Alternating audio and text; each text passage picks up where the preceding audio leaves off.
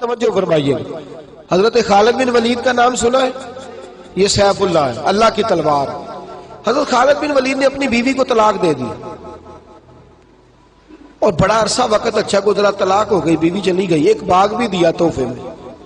بعد میں ایک آدمی پوچھنے لگا، حضور آپ نے بیوی کو طلاق دے دی، کیا معاملہ تھا؟ آپ فرمانے لگے کوئی مسئلہ نہیں، میری بیوی بڑی نیک تھی، پرہیزگار تھی، اچھی تھی، فرما بردار۔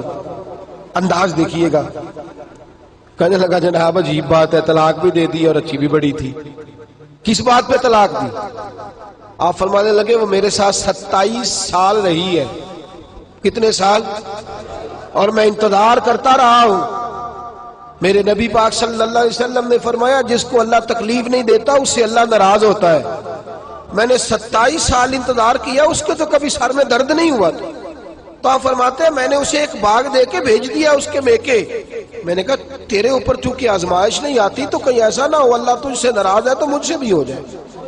مانے لگے اس خیال میں نے اس کو بھیج دیا ہے کہ اس پہ تو تکلیف ہی کبھی نہیں آئی۔ ہمارے ہاں ذرا ذرا سی آزمائشیں ہیں اور لمبے چوڑے پہاڑ ہیں۔ اور ایک اور بات سن لیں، آزمائشوں میں جو جینا سیکھ جاتا ہے نا، رب کریم اسے درجے بھی بڑے ہی عطا فرماتا ہے۔ جس کا دنیا میں کوئی سہارا نہیں نہ بنتا، پھر اسے خدا کی رحمت آگے بڑھ کے سہارا عطا فرماتی ہے۔ اپنی زندگی کے اندر آزمائش سے لڑنا، تکلیف سہنا، ذہن بنا لے، تکلیفیں آئیں گی، آزمائشیں آئیں گی، بیماری آئیں گی، مجھے برداشت کرنا۔ جس کے اندر برداشت ہے اس کا حوصلہ بہت بڑا ہے، اور جو برداشت سے آ رہی ہے وہ ختم ہو جائے۔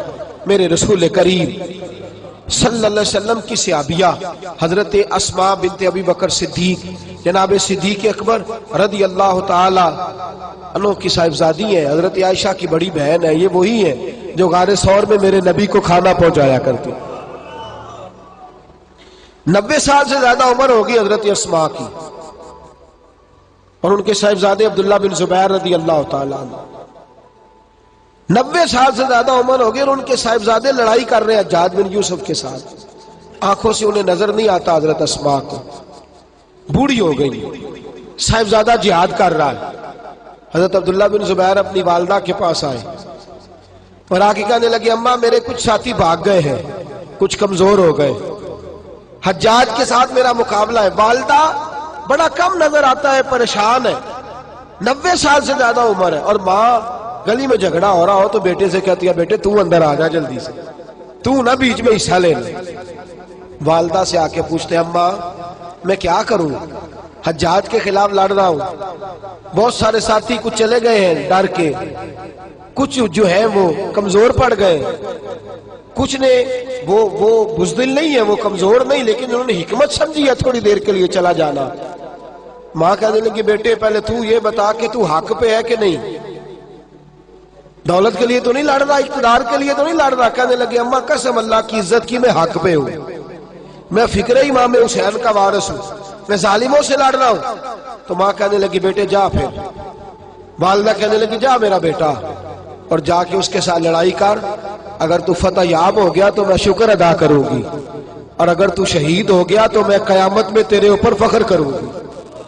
تو کہنے لگے اماں وہ بڑے ظالم ہے، بوڑھی ماں کا حوصلہ دیکھ، وہ بڑے ظالم ہے، وہ تو مسلح کر دیتے ہیں، ناک کان گلا کاٹ دیتے، اتنا سخت میرا دشمن ہے۔ والدہ کہہ رہی ہے بیٹے سے، 90 سال کی بوڑھی اماں کہتی ہے بیٹا بکری کو ذبح ہوتے وقت تکلیف ہوتی ہے، کھال اترتے وقت تکلیف نہیں ہوتی۔ تکلیف تجھے ایک وقت ہوگی جب تیر لگے گا، جب تلوار لگے گی، ناک کان کاٹتے تجھے کیا تکلیف ہوگی، اللہ تجھے زیادہ اجر عطا فرمائے گا۔ جا مجھے بہادر کی ماں بننے کا شرف دے، بزدل کی ماں بننے کا شرف نہ دے۔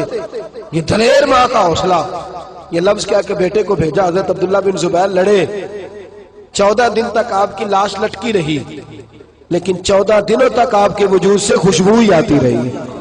حجاج بن یوسف نے آپ کی ماں کو بلایا، حضرت اسماء آئی، کہنے لگا تجھے پتہ ہے تیرے بیٹے کی لاش لٹک رہی ہے؟ کہنے لگی کیا کہا؟ لٹک رہی ہے؟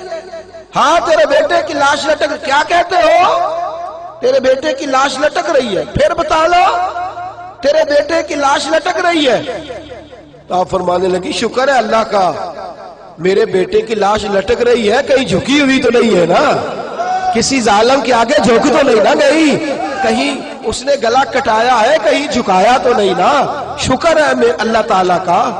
کہنے لگے تو مجھ سے سفارش نہیں کرے گی کہ اس کی لاش کو ہٹا دوں؟ آپ فرمانے لگے جس رب نے اسے شہید ہونے کا حوصلہ دیا ہے وہ اسے قبر کی اعلیٰ جگہ بھی عطا فرمائے گا. حضرت عبداللہ بن زبیر جنت المعلی میں آرام فرما رہے ہیں اور سرخیل ہے وہاں کے مسلمانوں کے. عزیزوں, تکلیفوں کو آگے بڑھ کے وصول کرنا.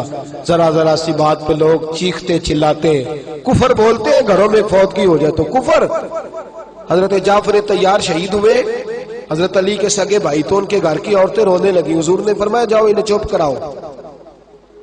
صحابہ گئے, خاموش نہیں, پھر رونے لگی. فرمایا چپ کراؤ انہیں, پھر چیخنے لگی.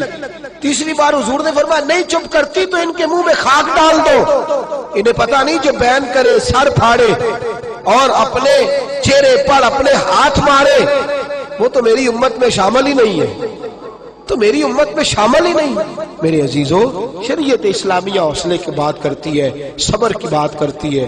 گھروں کے اندر ذرا ذرا سی بات پہ بے صبری کرنا, ذرا دو چار جملے بھی ہم ہضم نہیں کر سکتے, ایک بے رخی بھی ہم ہضم نہیں کر سکتے, تھوڑی دیر کے لیے بھی کوئی آنے والی تکلیف ہم برداشت نہیں کرتے.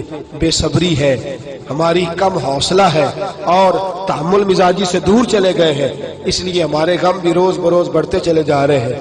رب کائنات کی بارگاہ میں یہ التجا کیا کرے اللہ ہمیں حوصلے عطا فرمائے اور ساتھ رب کریم ہمارے اوپر وہ والا فضل فرمائے اس طرح وہ اپنے نیک بندوں پر فضل فرماتا ہے. اور اللہ ہمیں حوصلے اور صبر کے ساتھ زندگی کے ایام گزارنے کی توفیق عطا فرمائے. ہمیشہ مدحت خیر الانام میں گزرے. دعا ہے یہ عمر درود و سلام میں گزرے. آخر دعوانا ان الحمد